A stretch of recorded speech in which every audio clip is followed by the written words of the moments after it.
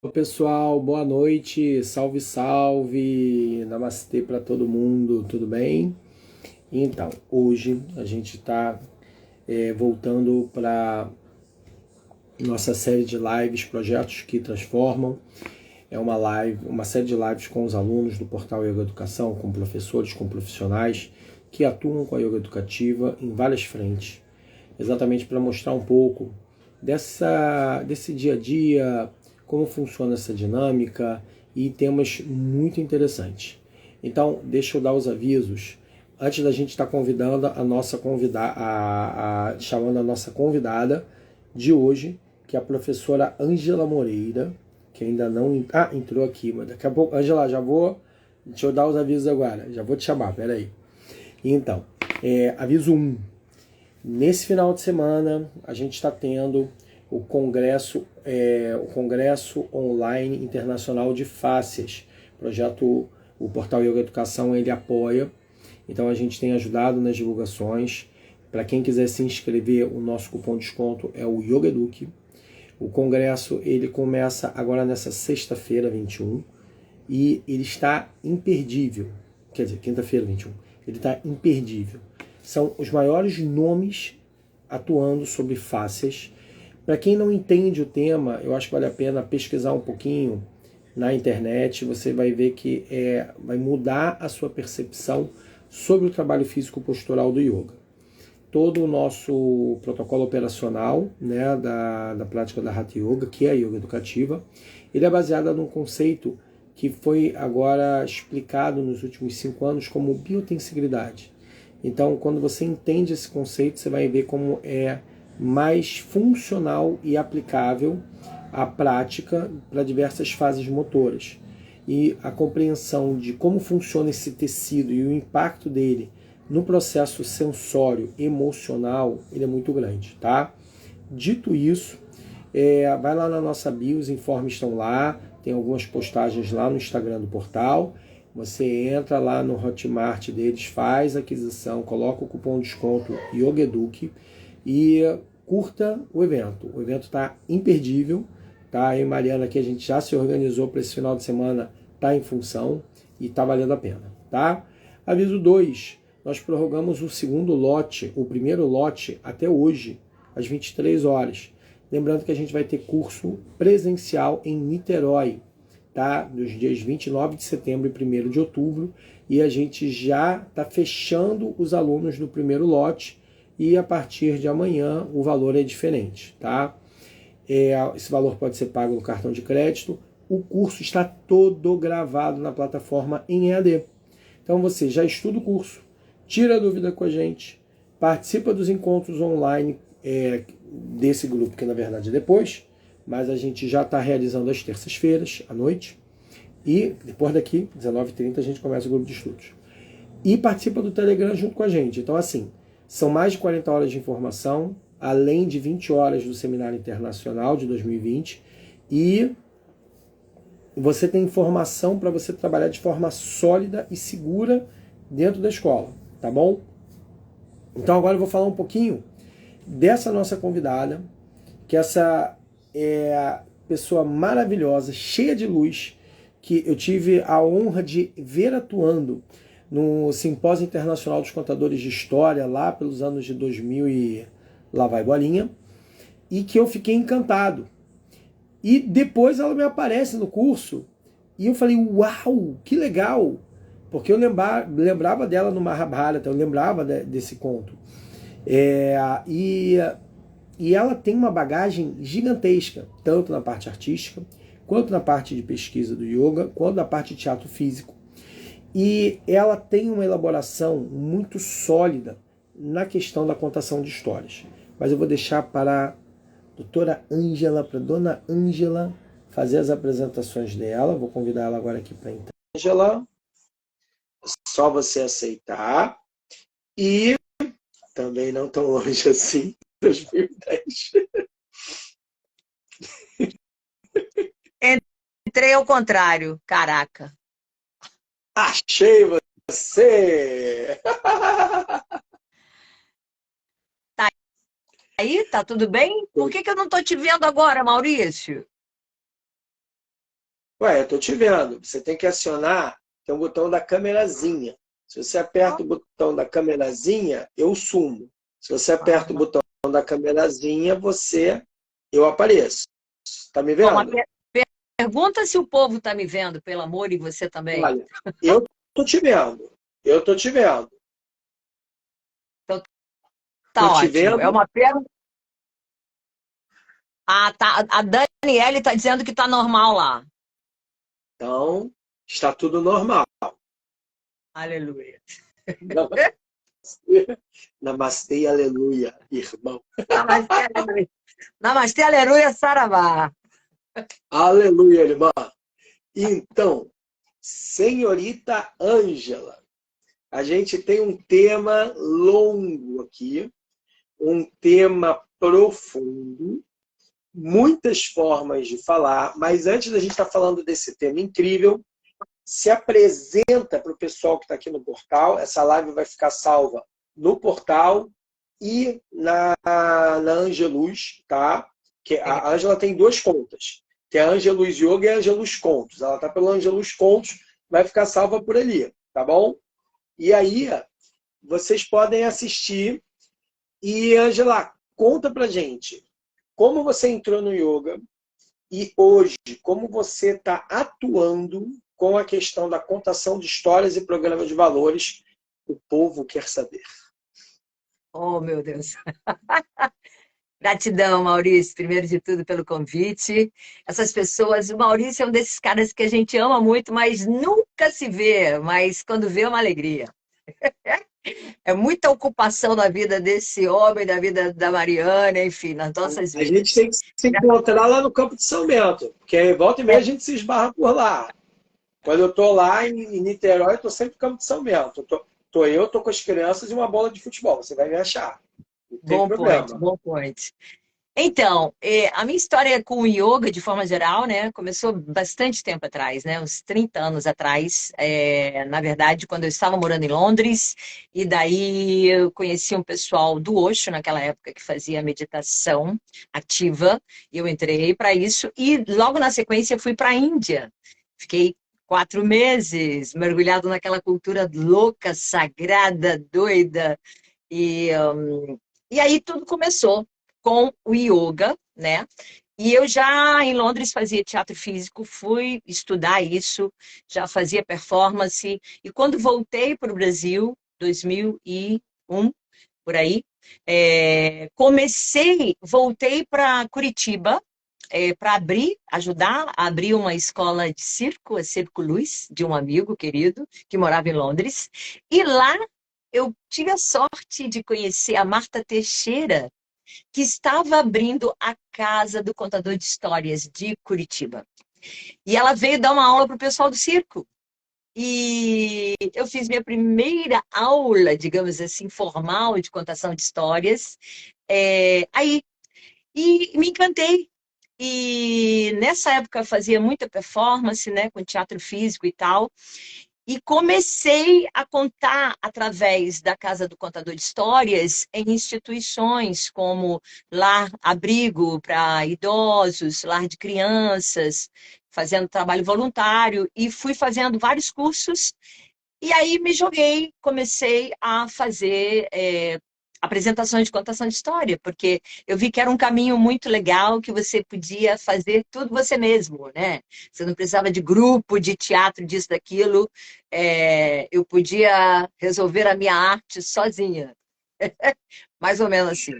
E aí tudo Eu vou só começou. fazer um, eu vou só fazer um adendo. Para a galera que está acompanhando, tem uma certa ironia no que a Angela está falando, que é o seguinte: quando você está numa companhia de teatro, você depende do ensaio com os amiguinhos. E nem sempre todos os amiguinhos são disciplinados para ensaiar.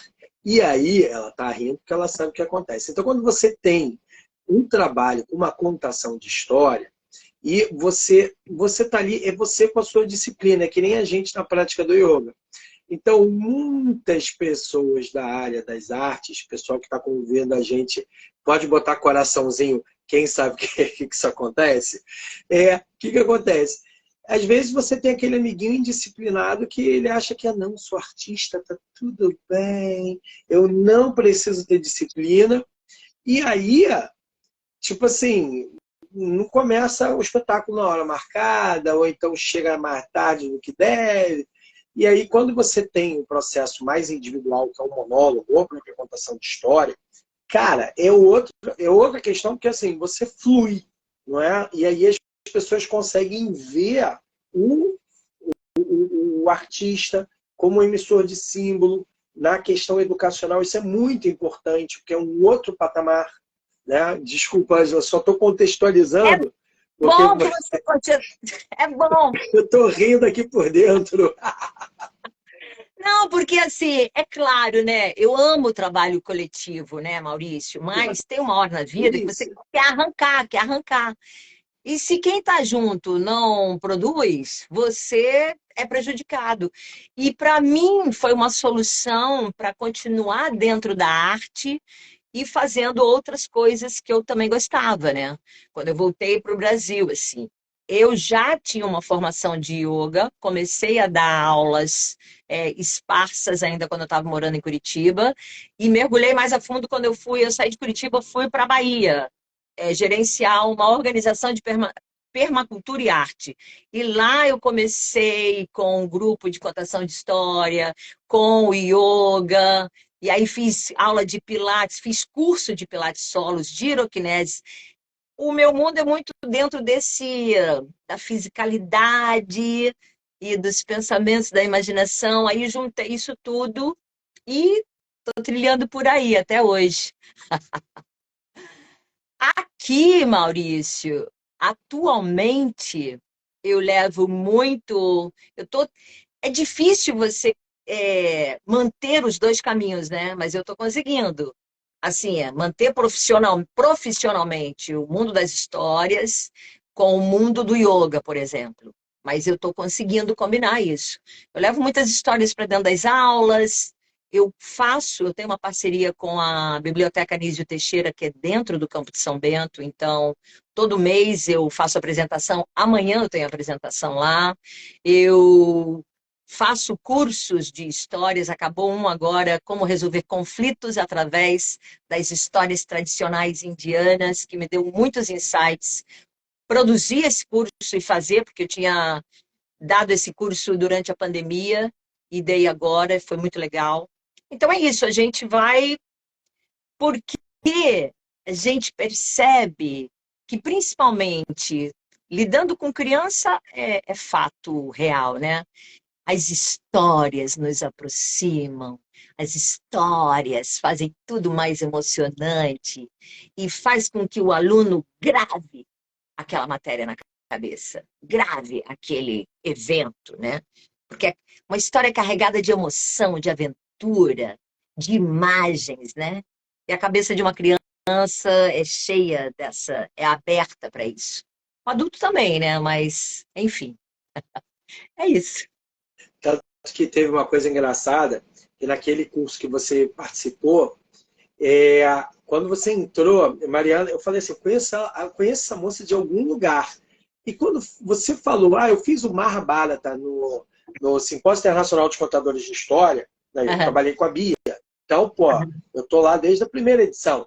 Eu olhei e falei, cara, lembrei que pô, naquele palco circular do Sesc de Copacabana, Foi eu estava com a minha maravilhoso. filha pequenininha, a gente falou, uau, você foi sozinha Foi. fazendo uma interpretação do Mahabharata, muito legal. Foi Mahabharata, não foi? Não, qual era o nome? Era Sim, Mahabharata. Contos do Mahabharata, né? E aí Foi. você ocupou o espaço e fez uma contação, e era muito legal, porque naquela época a gente estava tendo um estudo com a Glória Vieira, e a Glória, a gente estava fazendo Gita na terça-feira, a gente tinha acabado a, a Sadhara Shanama Upanishad, que é um Upanishad do Maharishi Mahari, e Aham, aí a gente acabou essa Upanishad, e ela estava fazendo Gita, porque ela estava escrevendo o livro da Gita dela, e aham. Mahabharata. E o Mahabharata, ela estava fazendo a contação do Mahabharata. Quando você foi, eu falei, uau, que legal. Estou vendo aquela história e aquilo dali, é isso que você acabou de falar, marcou. Falei, uau, Aham. incrível, sabe? Pelas imagens, né? E, Maurício, é legal a gente pontuar, porque o Mahabharata é um livro sagrado com mais de 4.000 anos, escrito lá no tempo, antes do tempo. Ele trata, ele conta a passagem da Era de Ouro da humanidade, onde os homens viviam em contato direto com os deuses que regem o universo, e essa transição para a Era de Kali Yuga.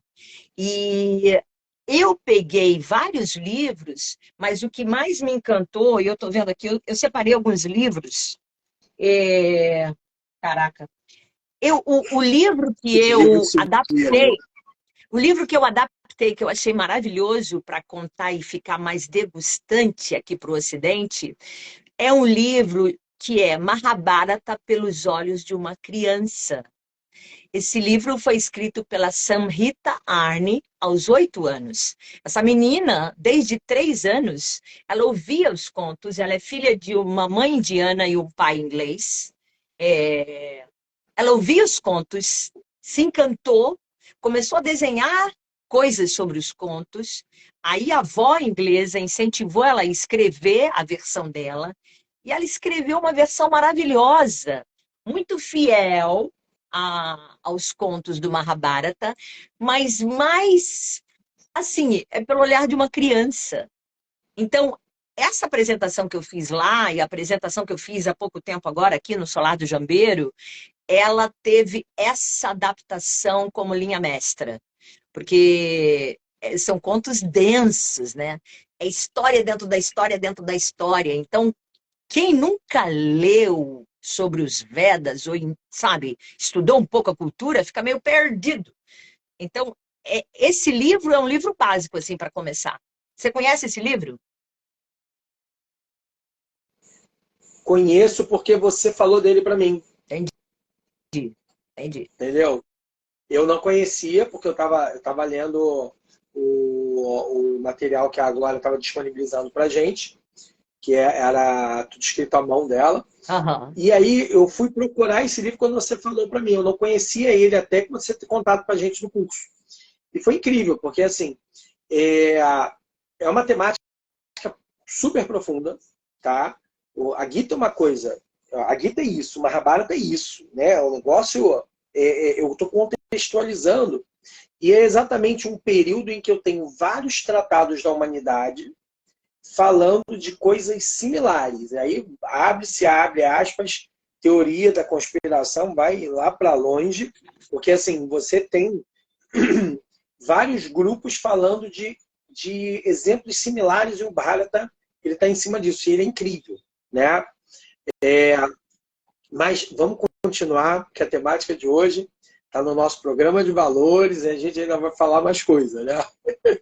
Então, pega esse programa de valores aí, vamos trazer para só um pouquinho dentro da temática do Mahabharata. Porque você falou do Gita, gente, para quem assim ainda não leu, não sabe, o Bhagavad Gita é um recorte dentro dos contos do Mahabharata. É um recorte que virou a Bíblia dos Hare Krishnas, ok? E ele vai falar sobre um momento crucial da história do Mahabharata, quando, só para contextualizar, o Mahabharata trata-se desse conflito de duas famílias consanguíneas, Pandavas, filhos abençoados, semideuses, e Kauravas, filhos amaldiçoados, de dois irmãos, que disputavam o mesmo reino, de Hastinapura. E o momento crucial é quando esses primos vão para a guerra de Kurukshetra. E essa guerra que Arjuna, o grande guerreiro, decide ir sem armas, porque quando ele vê que ele vai enfrentar os seus primos e familiares, ele fica agoniado, ele não quer ir. Aí Krishna conversa com ele, por que que ele teria que ir? Porque fazia parte do Dharma, né? Das leis universais do propósito, e ele vai.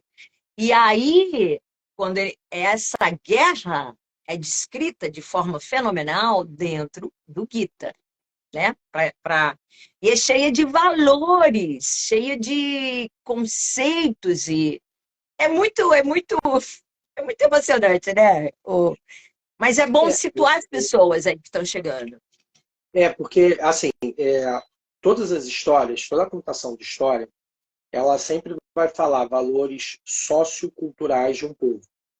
E esses valores socioculturais, eles são baseados num princípio, que são valores de convivência. E os valores de convivência, você vai pegar o chamado Tanakh antigo, né, que é a Bíblia antiga, Uhum. a Bíblia nova, a Gita, você pode pegar outros elementos do Corão, então, assim, todas essas histórias, elas vão estar falando sempre sobre a relação do homem para com Deus, os valores de organização de uma sociedade, e eu posso ter histórias paralelas que vêm daí, que podem reforçar os valores para a família ou valores na relação social.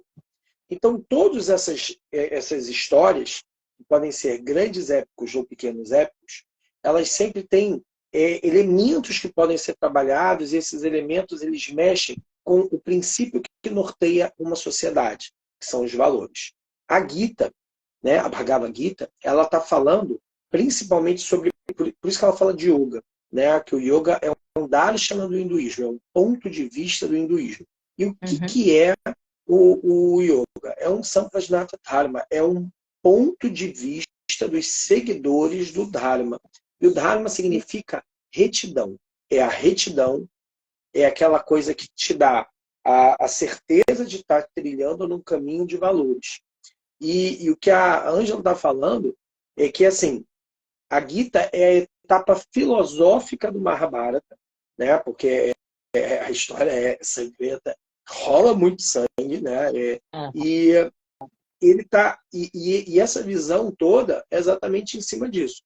Você está lutando pelo valor de uma sociedade. Seus primos perderam os valores da sociedade, eles são guiados pela ambição, eles são guiados por escravizar o povo, eles são guiados por outros valores, e vocês, Pandavas, são guiados por outros valores.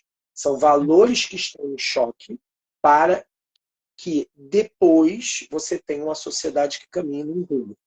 Então, essa questão, esse embate filosófico, ele é muito profundo. Por quê?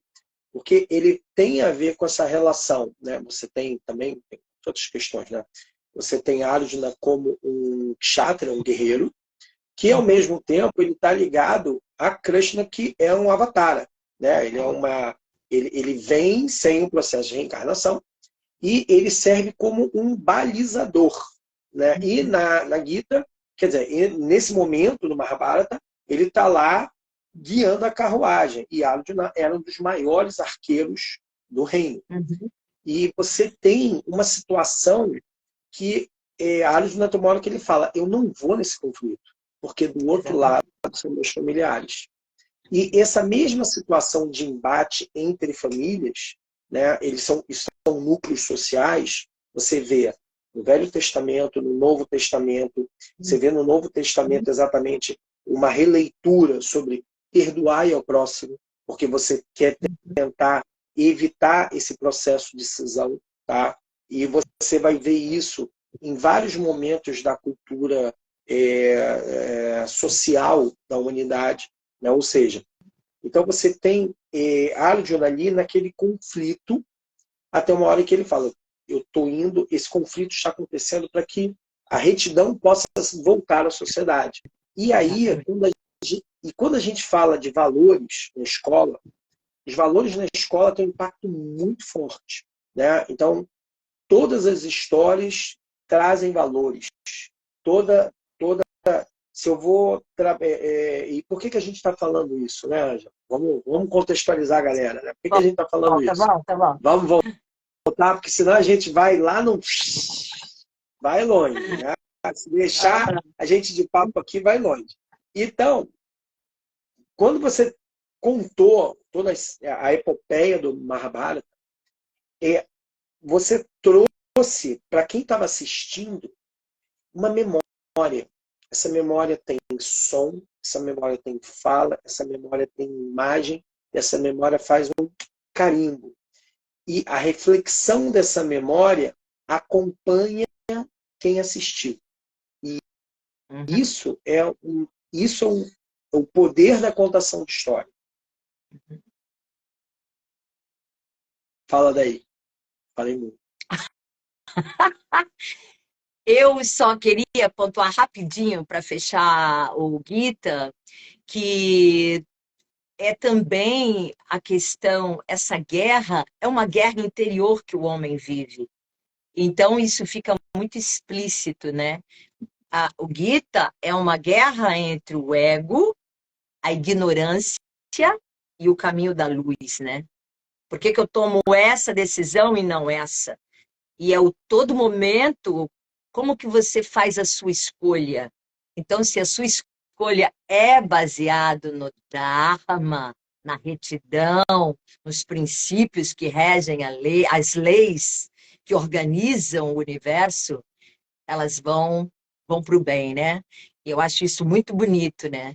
E eu acho que todas as histórias, principalmente as histórias sagradas, porque tem histórias também, né, Maurício? A gente tem que falar sobre isso.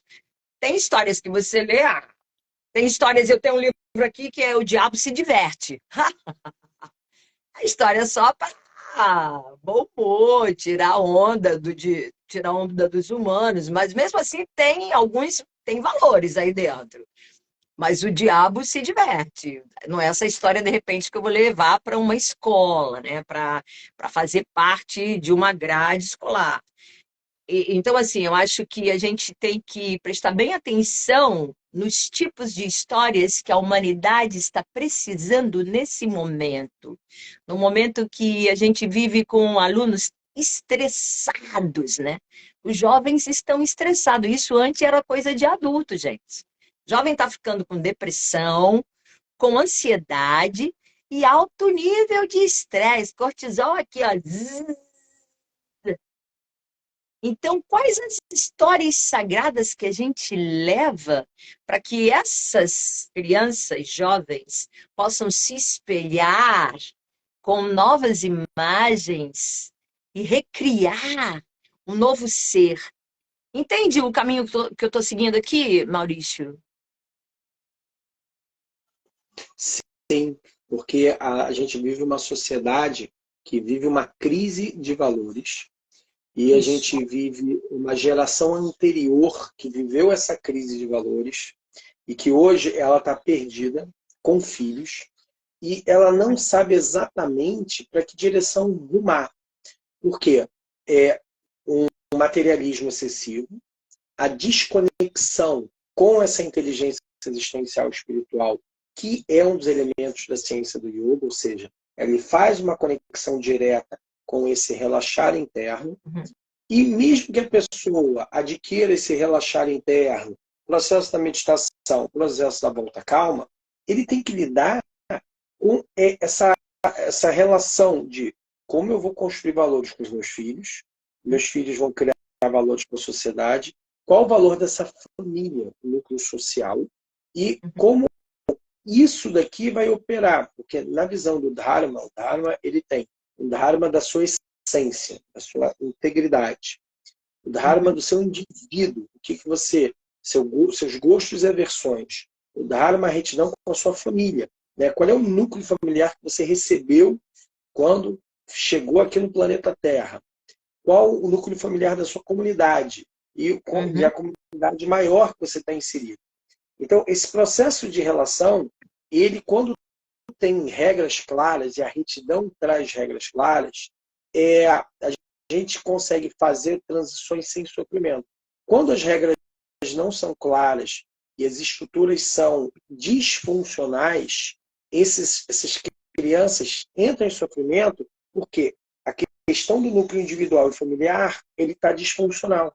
Então, ele não tem essa segurança da figura paterno-materna. Ela está desabada, ela está implodida. E aí, quando quando você fala de dar uma aula de yoga, beleza. Mas depois, como é que ele se organiza uma vez que, de repente, a família, eu não sigo religião nenhuma. Ou, eu não quero nenhuma tradição familiar. Uhum. A família ela tem que ter rotinas. E se ela não tem, tipo assim, aí você leva a história para dentro da escola e isso vai conflitando a própria construção da autoimagem da criança. E valores constroem a autoimagem. E as histórias ajudam a construir essa autoimagem. Uhum. E nas histórias, a gente como que tem um suspiro, porque você se espelha naquele protagonista, você se espelha nos acontecimentos, e você, quando vai acompanhando a resolução de conflito de uma história, às vezes até você não entende algumas coisas, mas a história trabalha no campo anímico, no campo da alma. Então aquela história fica reverberando dentro de você. Isso seja jovem, adulto, criança, a história fica aí. Aí, de repente, vem ao longo da semana, depois de 5 dias que você ouviu aquela história, vem um eureka, assim, sabe? Um ahá, de alguma coisa que te tocou naquela história e que você vai ter que tomar uma decisão e vai lembrar. Eu acho que as histórias teriam que estar inseridas em todas as disciplinas de uma escola, porque todas elas são cabíveis de ter uma contação de história, assim, até matemática, com certeza. Eu Mas a aula trouxe com história é muito mais divertida. de você gravar, né? Eu trouxe um Sim. livro, Maurício, que eu quero fazer muito propaganda, que é um livro que eu uso muito, que você conhece esse livro, Maurício? É que está ao contrário o livro, está ao contrário. E tal qual. Eu estou lendo ao Ah, contrário. meu Não, está ao Deus. contrário. Mas se eu fizer assim, como é que eu vou fazer, Não, gente? não tem problema, é porque está ao contrário. As letras estão ao contrário. Tá, eu vou dizer o nome do Sabedoria. livro, viu, gente? Ah, pode História falar. de, Histórias de Sabedoria e Encantamento. Nesse livro, você acha 12 histórias de culturas diferentes, que é sempre bom também, a gente que trabalha com histórias e esse público jovem, variar a origem das histórias. Então, eu tenho sempre essa consciência de trazer uma história africana, uma história indígena, uma história hindu, uma história celta, uma história. Porque em todas as culturas você vai encontrar valores muito sagrados. Então, é legal também para trabalhar diversidade. E esse livro é uma daqueles livros que você encontra, tem um conto irlandês, tem um conto africano, tem um conto judaico. Aí você junta as culturas com os seus valores. E a criança, o jovem também vai abrindo esse leque de informações e vai saindo de dentro da sua caixinha. Entende, Maurício? A Galera? Dani colocou o link aqui da Amazon, onde você pode achar o livro. Ah, legal, legal, legal. Eu também quero mostrar um outro que é muito bom, você deve conhecer esse. Também está Descubra ao o contrário. yoga que existe em você, da Cris Pitanga. Ah, da Cris. Aham. Esse eu ainda não conheço, não. Esse é maravilhoso, Maurício. É um livro que você vai fazendo exercício junto com a história.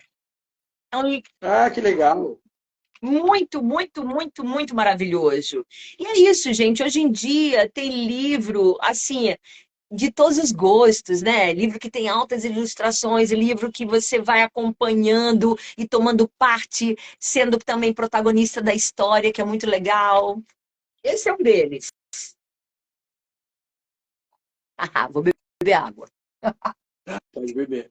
Não, mas o que você está falando, isso é muito importante, porque muitas vezes o pessoal fala assim, que legal, então eu posso trabalhar na educação infantil da escola, então eu vou contar muita história. Aí eu falei, muito bem, que moçada, você vai contar muita história, but como você vai, o que essa história vai trazer? Lembra? Você não, para quem não sabe, galera, A Ângela, ela é professora nossa em 3 módulos, tá? Yoga com contação de histórias para o programa de valores, yoga e música e o seminário internacional, né? Você pode encontrar a Ângela lá no Conheça os Professores, tá? Então ela tem muito conteúdo, muito além do que ela passa nessa live, ó. E eu recomendo, façam um curso com ela, tá? Porque vocês vão se surpreender, que ela tem muita bagagem, tá? Acabou esse momento jabá, Ângela, Ah, porque assim... eu não paguei nada para ele, hein, gente? Eu não paguei nadinha. Não, mas eu sou fã. Eu vou te dizer uma coisa que eu falo com Mariana. Eu sou fã de todo mundo que está fazendo o curso. Por quê?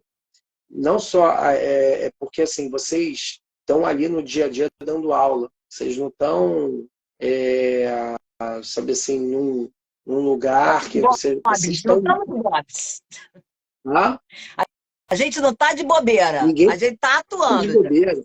Aqui é tudo professor raiz, que a gente está em sala de aula. E a Ângela também tem um trabalho de aula em inglês, ela tem um background gigantesco. Mas o que acontece? Ah, eu vou dar aula na escola. Pô, que legal. Então, eu vou dar 42 aulas em um ano. 42 aulas. O que você vai fazer nessas 42 aulas? Ah, eu não sei, eu vou fazer um download espiritual. Cada aula é uma coisa diferente. Não vai funcionar. Você tem que ter uma progressão. Ah, então eu vou contar a história. Beleza. Para quê? Ah, não sei. Para passar o tempo. Para passar o tempo não importa. Você tem que ter um objetivo. E aí, quando eu penso na história, eu penso nos valores. Eu penso em que outros recursos eu posso extrair dessa história para desenvolver na aula, né? Porque isso são coisas que são importantes e são coisas que vão fazendo as crianças refletirem. É quando a gente sai da prática físico-postural para algo além, que é programa de valores, né? Então, assim, tem muita coisa que a gente pode desenvolver. Ô, rapaz, eu tô aqui no meio da live. Se você quer aparecer, aparece aqui. Dá um oi pra galera. Vai, dá um Quem oi. apareceu aí que eu não estou vendo? No vilão. O cara vai chegando de fininho, assim. Toca aqui. Vai lá. Então, só dá figura aqui, cara.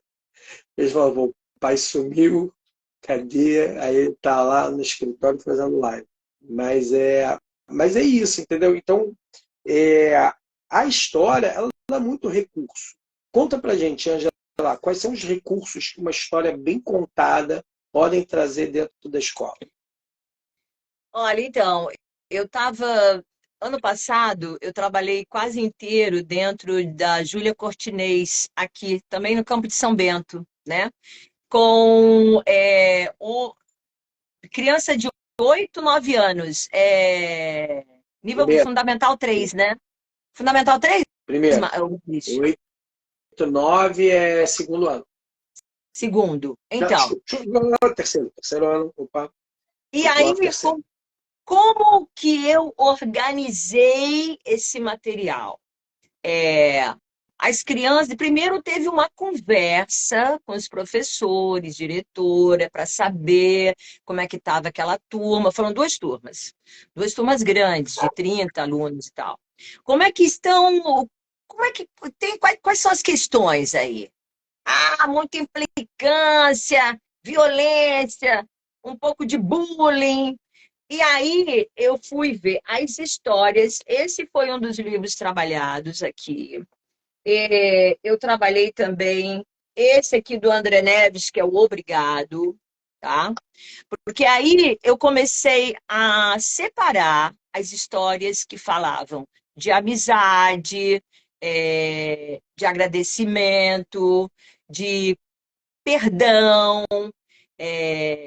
de você cuidar do outro, o que esses personagens ganhavam e perdiam quando uma história ia para um caminho e outro caminho. E aí depois a gente fazia reflexões e depois eles desenhavam o que eles entendiam da história. A gente fez um mural, Foi uma coisa bem linda, mas bem pensada, focada dentro da necessidade daquela turma. E assim eu fui separando alguns livros, inclusive livros, por exemplo, ok, como esse aqui, Maurício, A Missão. Esse aqui é uma tríade, tem a missão, tem a jornada e tem um outro que ele está lançando. É um livro muito legal para trabalhar a imaginação. E aí eu deixava 3 alunos, 4, meio assim que trabalhando em conjunto, que eles gostam. É um livro que só tem imagem, gente. Só tem imagem, mas são imagens maravilhosas. E são aventuras que vão se desvendando. E esse livro deu muito pano para manga, assim, porque eu vi gente nessa turma trabalhando que tinha uma rixa e que trabalhando junto, criou um novo bonde, assim, e construiu algo impensável, porque tem isso também, né? Dependendo da situação que você coloca um grupo de crianças, elas vão te surpreender de forma assim, sabe, out of the blue. E esse livro foi muito interessante para isso. Trabalhei um pouco também. Esse aqui, na verdade, Maurício, eu contei lá no curso, o curso que eu fiz contigo. Esse livro fala de 3 elementos que são muito diferentes e como eles entraram em harmonia, que é o vento, o fogo e a chuva. Isso aqui deu pano para manga na escola. Na verdade, eu trabalhei muito isso na cultura inglesa, porque eu dei aula na cultura inglesa e tinha uma disciplina que eu criei, que era a contação de história. E esse livro é em inglês, mas aí eu traduzi, fazia com as crianças aqui, nessa turma, para ver como que você trabalha as diferenças, água, fogo, vento, fogo e chuva, que são 3 elementos que podem ter dentro de você, né? Ah, fulano é assim, irritado, fulano é mais assim. Mas como que esses elementos podem conviver em harmonia? Então, você vai trazendo coisas que espelham a nossa capacidade de ser e de interagir com o outro, né? Porque essas crianças de 8 e 9 ainda estão aprendendo sobre limites, sobre o que é possível e o que não é possível, né? A controlar suas emoções, porque não está formada a inteligência emocional na cabeça dela. É tudo, mas é muito precioso, porque eu vejo, principalmente, Maurício, é uma coisa que eu noto, né? As crianças que vêm de um background assim mais humilde, elas de uma certa forma estão muito abertas a receberem incondicional, sabe? Sem fazer crítica, sem nada. É uma coisa que é constatado, porque muitas dessas crianças não têm oportunidade de receber esse carinho, esse abraço, esse afeto, né? E de estar lá uma pessoa o tempo inteiro dando atenção a ela. E esses momentos das histórias era um momento de muita atenção, né? Eu trabalhava como assistente, mas eu estava ali muito presente, assim, e trazendo sempre novidades. Eu gosto muito de instrumentos, eu tenho vários instrumentos, eu toco não, eu faço sonorização nas minhas apresentações, então eu levava tudo isso para a escola, levava elementos que pudessem também aguçar a imaginação de acordo com cada história, pegava coisas da natureza, e tudo isso, eu acho que é um caminho muito lindo para enriquecer esse repertório de possibilidades para uma criança. Porque uma criança, às vezes, que vive dentro de uma casa que é meio atormentada e tal, ela só vai ver aquilo, né? Aquele padrão de comportamento todo o tempo. E quando você traz para ela um outro padrão, né? Uma outra beleza nessas relações, ela mergulha aí também e vê que é possível, né? E a gente tinha, depois das histórias, esse momento de reflexão. Era um momento que a gente fazia um silencinho e falava sobre o que estava acontecendo na casa de cada um, aí cada um compartilhava, e muito bonito, Ah, isso é por muito favor. bom que você está falando. Não, isso que você É, está falando é super profundo, porque Para o pessoal que está assistindo, o que acontece? A etapa de formação da linguagem de uma criança, ela primeiro ela está vendo referenciais de fala. Então, quando a pessoa conta uma história, a criança ela está, pelo neurônio espelho, aprendendo, opa, eu posso saber essa história, mas eu vou aprender depois a contar essa história. Então, isso daí vai desenvolver a inteligência interpessoal dela. E esse eixo de habilidade socioemocional, ele tem um aspecto: atenção, foco, compreensão da informação, saber passar a informação. E aí a criança, quando ela consegue criar vínculo de conversa de, e de explicação, né? Por exemplo, a Angela é uma contadora. Quando ela está contando a história, tá todo mundo assim. Quando vai contar a história em casa, ela está o quê? Lembrando como ela contou. E ela se apropria daqueles elementos e vai usando. Só que a criança não se apropria só da Ângela. Vai ter uma outra professora, uma outra professora, uma outra professora. Uhum. Todo professor ele tem um quê de contador de história. Então, você está falando de matemática, um dos grandes professores que eu tive de matemática, ele contava muita história sobre os pensadores da matemática. E aí, quando ele contextualizava o pensador da matemática, a gente falava, uau, que legal! Então, quando você estudava Pitágoras, primeiro eu estava conhecendo a história de Pitágoras, para depois eu estar entendendo o teorema dele. E aí, Pitágoras não era um cidadão que eu não sabia quem era, ele estava ali, tinha carne e osso. Então, quando você conta a história, quando você contextualiza, você está dando uma ferramenta muito importante, por quê? Eu estou construindo um simbólico. E não é só eu contar a história e estar entregue. Não. Vamos desenhar a história? Quando a pessoa desenha, primeiro, ela ouviu. Então, o imaginário dela está construindo. Aí ela vai colocar aquilo no concreto, no operatório concreto. Aí a criança construiu o concreto, ela está dando o quê? A sinapse do som da história, a sinapse da música que estava na história, a sinapse da imagem que eu faço da história. Então, eu faço uma memória profunda de conhecimento. Uhum. Então, a história, ela abre um leque, né? A Ângela acompanhou bastante com a gente na yoga educativa, é assim, vai ter história? Sim, não. Sim, sim, aí abre um monte de subpasta. Tem valor? Qual valor? Muito bem, essa história pode ser adaptada montando uma prática de asana? Sim.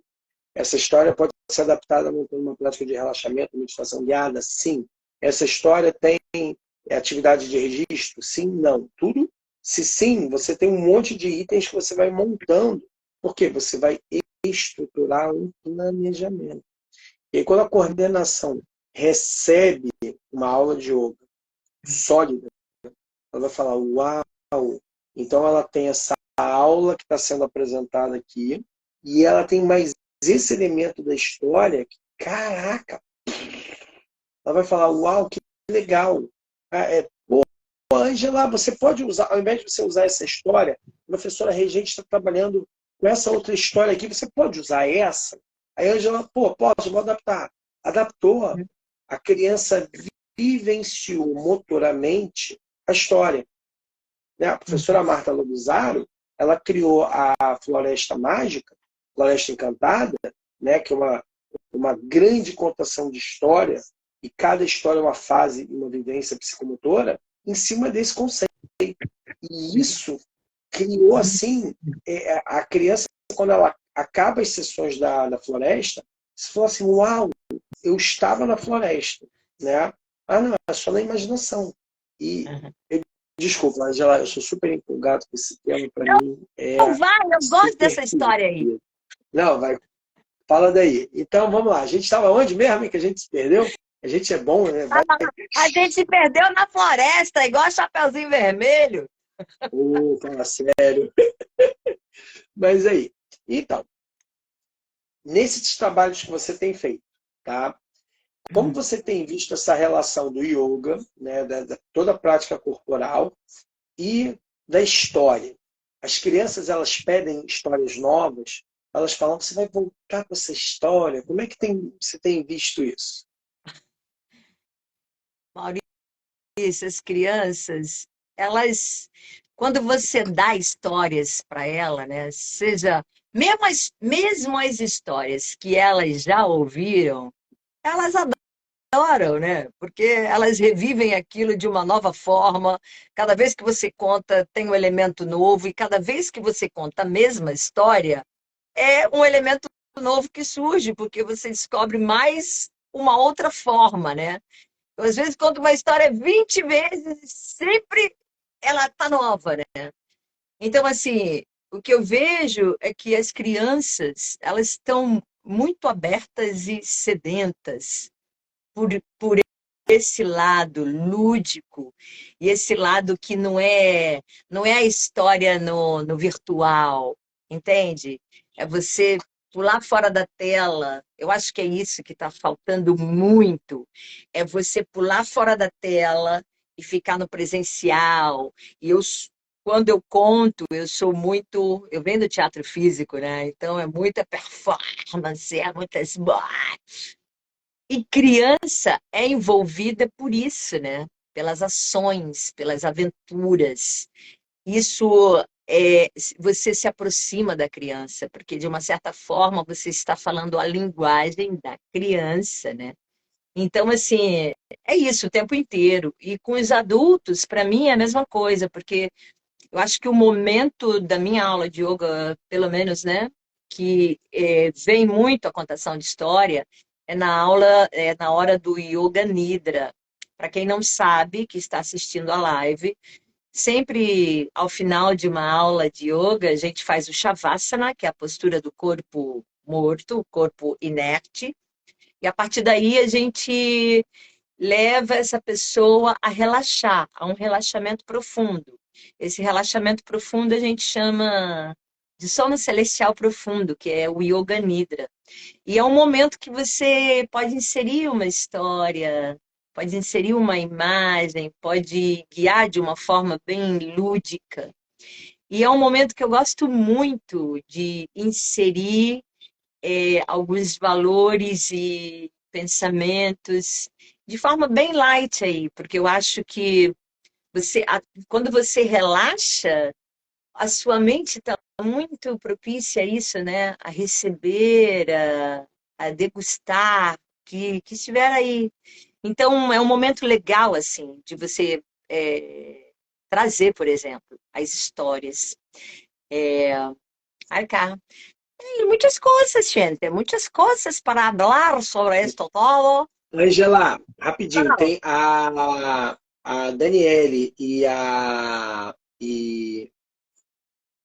a Osana, elas estão pedindo qual foi o último livro em inglês que você apresentou, porque não anotaram. Viu, Ah, pessoal? tá bom. O pessoal Eu daqui vou... da live é tudo professor raiz. Ai, meu Tudo quer anotar Deus, tá bom. dica de livro. Peraí. In the rainfield, in the rainfield, who is the greatest? Quem é o maior? Aí aqui você tem os três elementos. A água, em forma de chuva, o fogo e o vento. Os três elementos. Tem um outro em inglês aqui que eu trouxe também, que eu gosto muito deles, que falam... Please repeat. In the rainfield, In the rainfield, who is the greatest? Quem é o maior? Tá? Tá. Esse aqui também é um lindo, maravilhoso, que fala sobre o Sol e a Lua. Duas pessoas que viviam isoladas em dois mundos completamente isolados, o mundo do Sol e o mundo solar e o mundo lunar, e quando eles se encontram, que acontece o eclipse, uau, algo mágico acontece. The Sun and the Moon. Esse também eu trabalhei muito, né, em inglês. E eu trouxe meu livro para todo mundo ver também.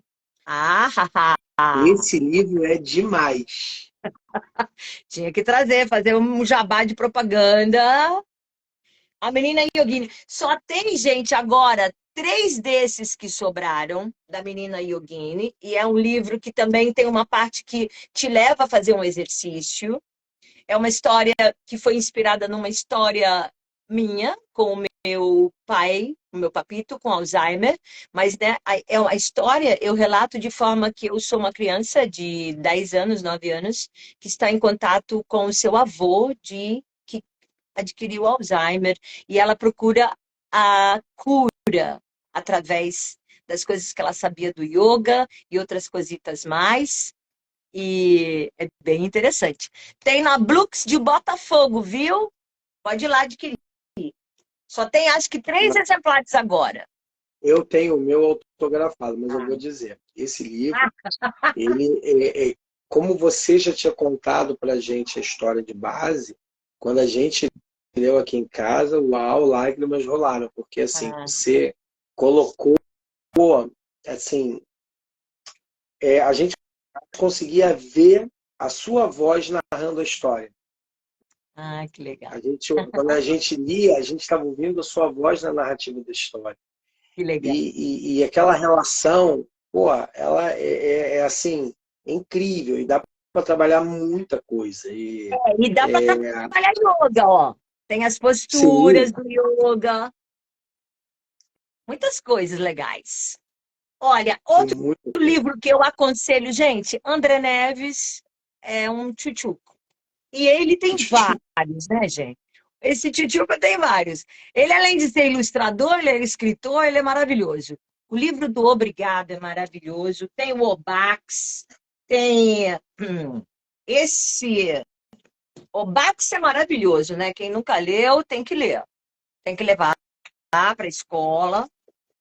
Ai, gente, quem tem criança em casa que sofre desse elemento chamado raiva, ira, esse livro é maravilhoso, porque A é uma raiva raiva de pequena. quem? A raiva Quem é o autor? é de Blandina Franco e José Carlos Lolo, que também é a mesma figura que do Ernesto, que é um outro livro que tem que ter. A raiva é maravilhosa, né? A raiva para criança raivosa, olha, porque a raiva vai crescendo, vai comendo tudo, ó. Olha a raiva. Ela começa como uma pequena pintinha no pé e ela vai crescendo, vai devorando tudo. Não vou dar spoiler para falar o que acontece no final. Mas, o que mais? Ai, olha, esse também, você conhece esse, né, Maurício? Árvore Generosa?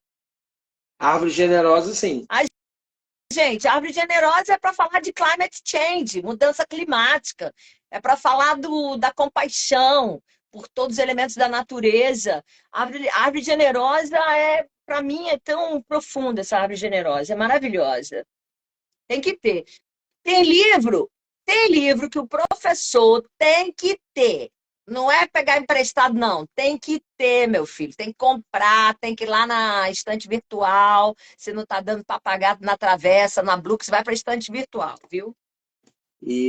Pessoal, o que acontece? Quando você pensa em contação de história, às vezes muitos livros têm desenhos. Você pode também fazer um, um elemento que é assim, você faz a xerox colorida, em espiral, e aí você tem o elemento visual, aí você vai virando, entendeu?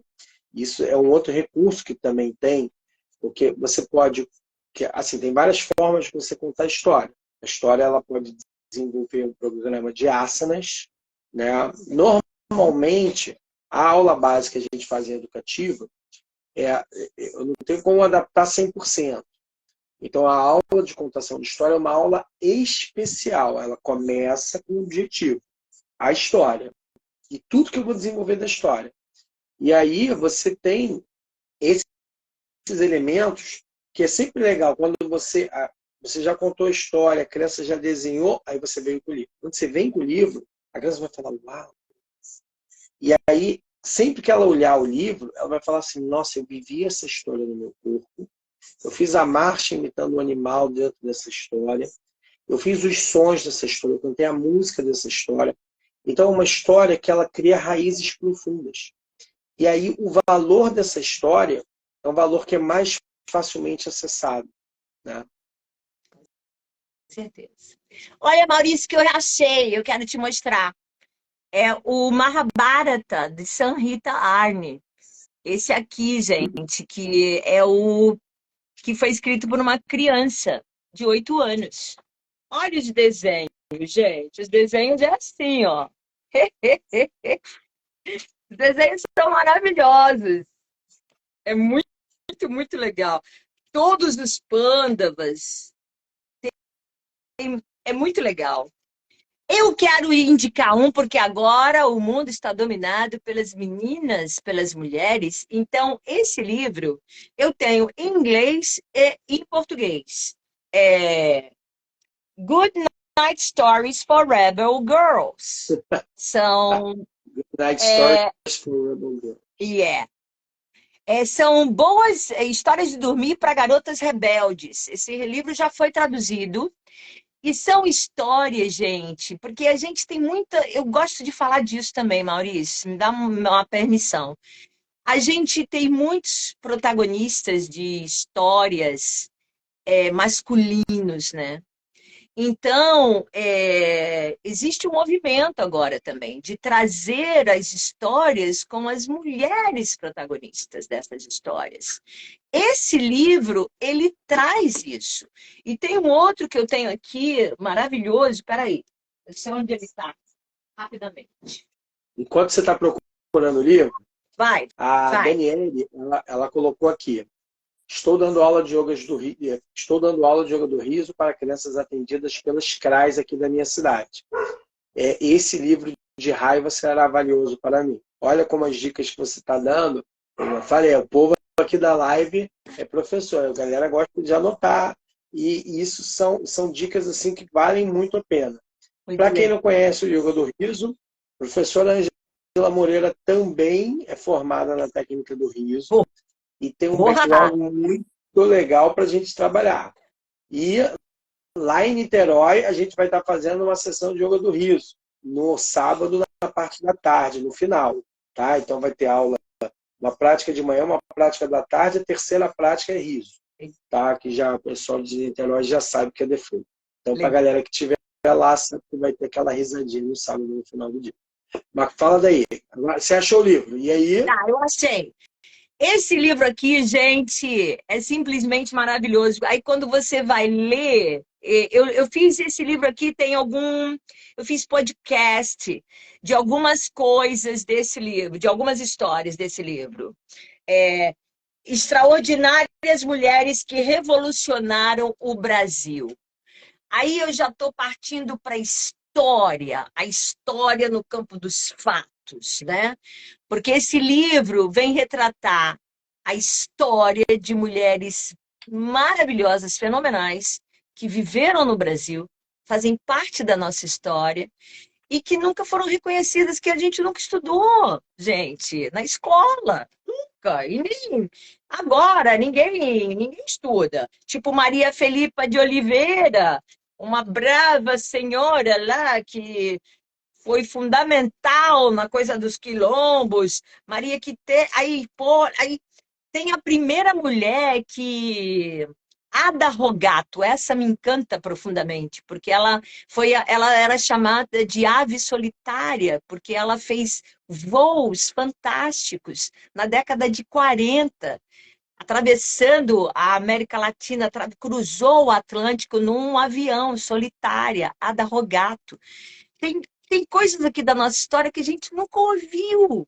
Quando eu peguei esse A livro, eu história fiquei do tão. Brasil é muito mal contada. É muito doido, né, Maurício? Você, assim, a nível de história, meu, a gente vai falar agora de história que a gente aprende na escola, não quero nem Você me. quer ver, você quer ver uma protagonista feminina super importante na nossa história e que ninguém dá o devido crédito? Princesa Isabel. Quando você começa a ler o que a Princesa Isabel, o movimento na política que ela fazia para a liberdade, para acabar com a escravidão, ela estava indo contra todo um sistema. E Aham, assim, ela tinha a capacidade dela era incrível. E assim, você quase não escuta, né? uhum, Aí você, tem uma lei que é atribuída a ela. Ok, mas ela tem um movimento muito maior. uhum. Então, assim, tudo. E e o que move essas mulheres? Uhum. Valores. Valor. Que valores são esses? Valores, a capacidade de superação, a capacidade de transformação, o amor, né? O amor, não o sentimento, a emoção, a paixão. Não é aquela paixão sem controle, mas é aquela coisa que vai fazer a transcendência para uma sociedade melhor. E esses aspectos, eles são muito importantes, porque assim, a figura paterno-materna são figuras que têm que ter um equilíbrio. Quando você tem um desequilíbrio, né? Vou só contar figuras de protagonistas masculinos. Tudo bem, mas e aí? Tem um outro lado, né? Tem um filme que eu me esqueci o nome dele agora. Né? Ele está falando de Jacó, né? Fala de Jacó. Mas Jacó teve 4 mulheres. Né? E aí, o que acontece? Aí vão falando de como elas conversavam entre elas na relação com ele. E na relação da vermelha, Maurício. Tenda vermelha. Eu estava tentando lembrar. Tenda vermelha. Tenda vermelha. E é muito legal. E é muito legal porque ela está falando do quê? Desse matriarcado que gerou as 12 tribos. E aí você está entendendo que assim, eu tenho princípios e valores por detrás de cada um desse ícone de poder feminino. Isso é muito importante porque assim, a contação de história ela vai levar tanto a figura masculina ou a figura feminina a fazer aquela relação ético-elétrica, ou seja, a projeção das figuras paterno-materna, e as histórias também trazem isso. E o professor, quando ele conta a história, ele também é um veículo disso. Por isso a importância de você entender que assim, história não se deturpa. A história você vai contar a história do Brasil. Não vou entrar no mérito. Se você deturpar, você está deturpando e recontando valores. Quando eu começo na fábula, e a fábula ela é clara com os valores, né? Na tradição indiana, você tem pequenas histórias que são histórias tradicionais, que você conta, e elas vão ajudando a formar o programa de valores na mente da criança indiana. No Ocidente, você tem as fábulas de histórias gregas que eram utilizadas para a formação desses valores.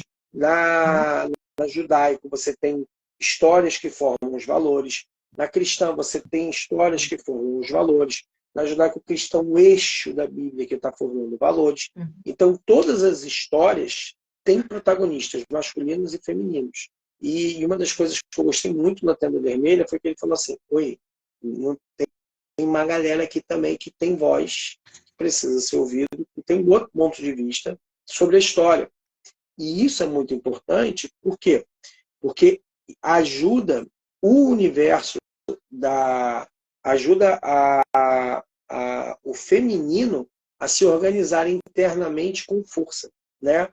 Ou seja, eu sei qual é o meu papel, quem eu sou como pessoa, quem eu sou como mãe, quem eu sou como aquela que ama, aquela que cuida, aquela que dá valor, aquela que faz o eixo central de uma família. E por quê? Porque se ela entra em disfunção, a família inteira entra em disfunção. Então, quais são as relações entre essas figuras e como elas podem se harmonizar?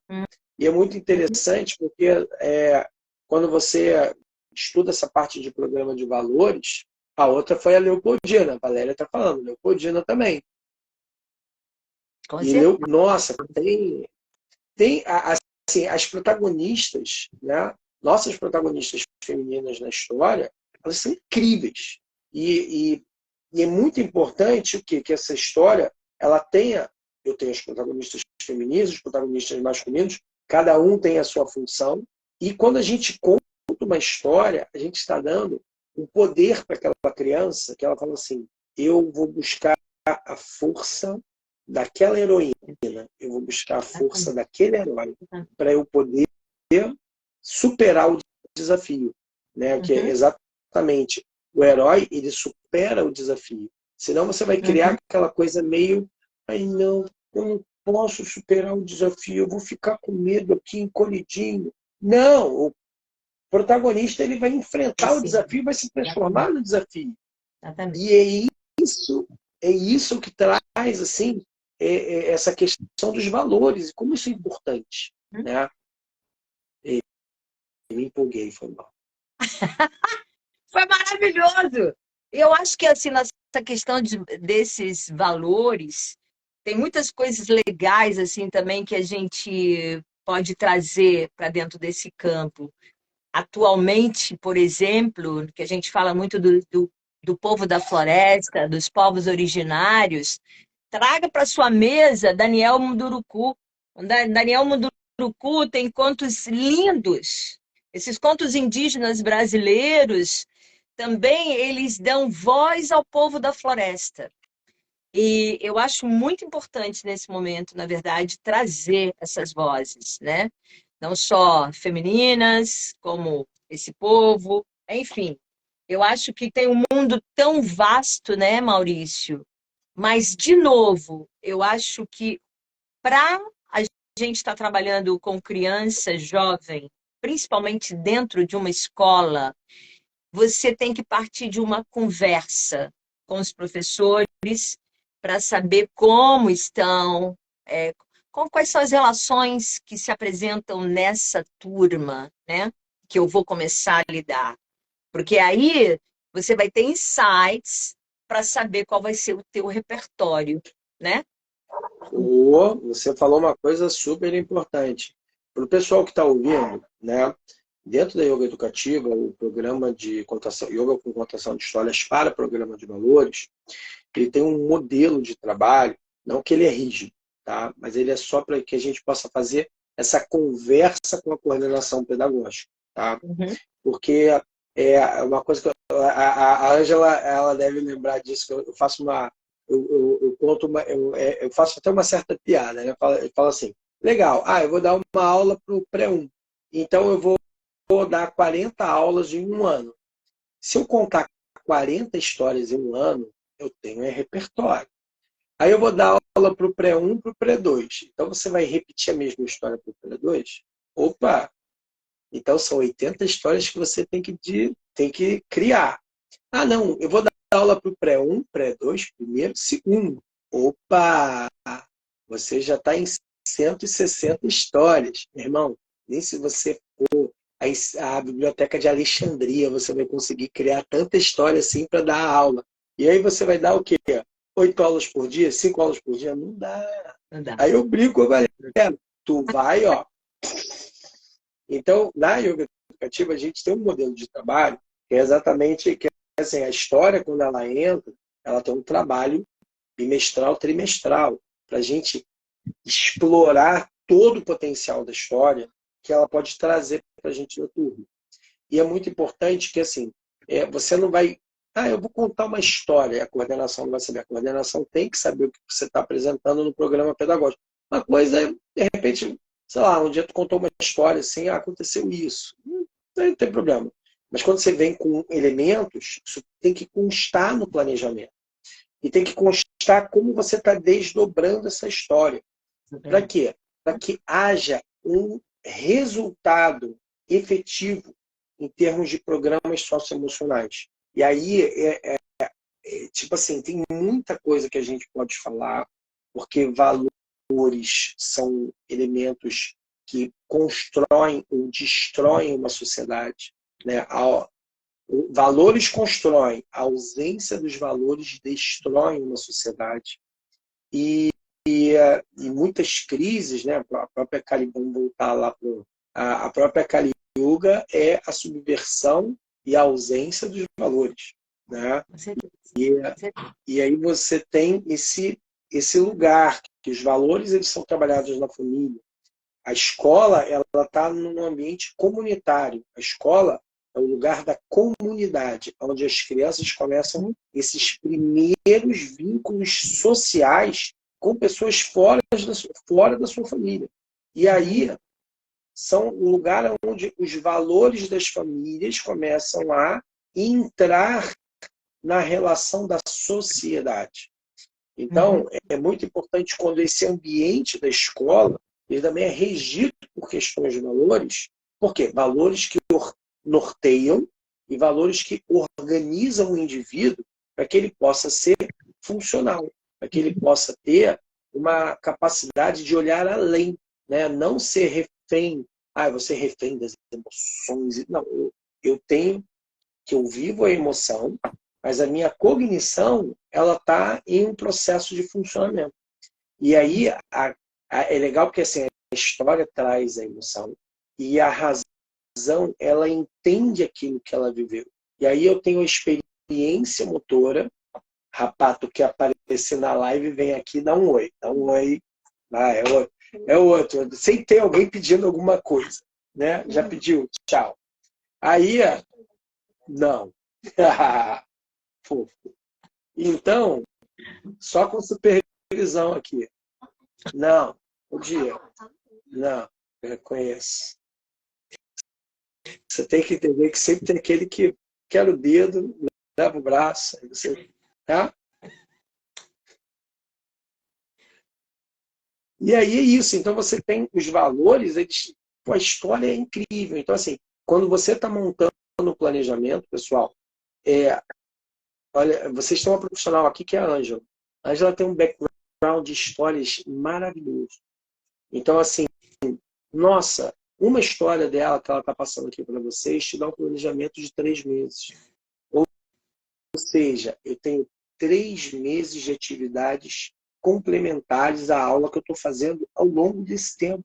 E isso é a beleza da gente poder trocar. Vocês conhecerem um profissional como a Ângela, de conhecer o repertório e o background dela. Ela tem um background de yoga, terapia hormonal para mulheres, que a gente nem falou nesse assunto aqui. Né? Vamos começar, porque é muito pano para manga. Isso daí a gente vai deixar para um outro momento, tá?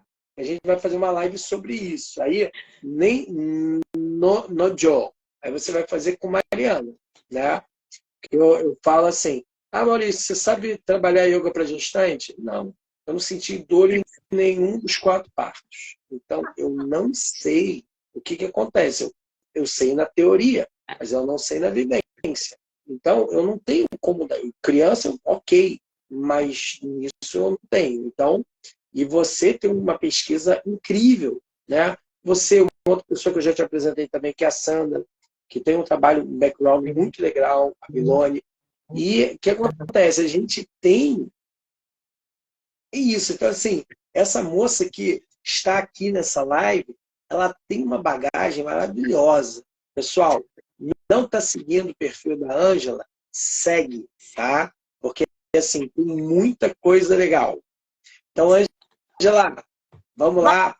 Vamos para as considerações. Não, eu vou fechar a live aqui, eu vou abrir o grupo de estudo. Daqui a pouco o pessoal no Telegram está perguntando, não vai ter aula hoje, não? Né? Tem isso.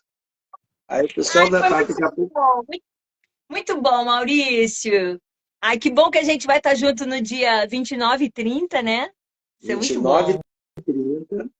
Então, pessoal, 29 e 30 em Niterói, no Espaço Alecrim, ali na Lopes Trovão 108, uma vila, uma casa de vila, Casa 9. É do lado do Campo de São Bento. Puxou uma reta do Campo de São Bento, tu vai achar.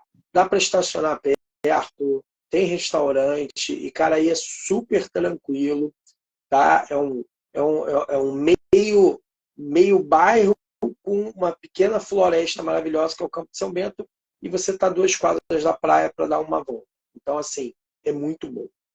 Né? A Ângela é suspeita de falar. Ai, Maurício, olha, e para quem está assistindo agora, quem vai assistir depois, eu acho que se você não descobriu ainda o mundo do yoga e o mundo das histórias, são 2 coisas que você tem que ter na vida, um pouco de cada. E tem que trazer para os seus filhos, netos, tem que trazer. A humanidade precisa disso, como precisa de pão, de água, precisa das histórias para enriquecer o ser humano. E o yoga é um complemento tão perfeito, né, Maurício? Eu acho que é um complemento assim, uau! Uau, põe uau nisso. Tá bom? Então, pessoal, para quem assistiu, gratidão. Ângela, fala aqui as suas redes sociais de novo, para todo mundo ouvir. Então tá. Gente, no Spotify eu tenho um podcast chamado Histórias para Relaxar e no Yoga Educativa, no portal do Yoga Educativa, eu tenho também, né, a gravação lá com vocês, né, Maurício? Da, Sim, da pandemia, é só entrar lá no portal da Yoga Educativa, no podcast. Tem vários podcasts lá com o Maurício maravilhoso. Aí tem Angelus Contos no YouTube, tem Angelus Yoga também no YouTube, e eu tenho Angelus Contos, arroba Angelus Contos, que é o canal do Instagram para histórias, e arroba Angelus Yoga, que é para yoga no Instagram. É isso. é isso. Então, é isso não. Isso é só o começo. Tem muito mais coisa. Tá bom? Então, pessoal, gratidão. Ângela, olha, você é maravilhosa como sempre. Somos seus fãs aqui, tá? Você é um ser de muita luz e que a gente é muito honrado em conhecer você. Você tem um trabalho incrível, tá? Somos seus fãs mesmo. O E mesmo muito ativo para obrigado. essa família aí. O mesmo, o mesmo. Obrigadão, tá bom? Pessoal, a live vai ficar salva, tá bom? Beijo e uma ótima noite para todo mundo. Oh, oh, haha. Pô, ainda depois a gente tem que fazer uma live de Yoga do Rio. Grave isso daí. Beijo, Dá um pessoal. beijo aí, todo mundo. Beijo.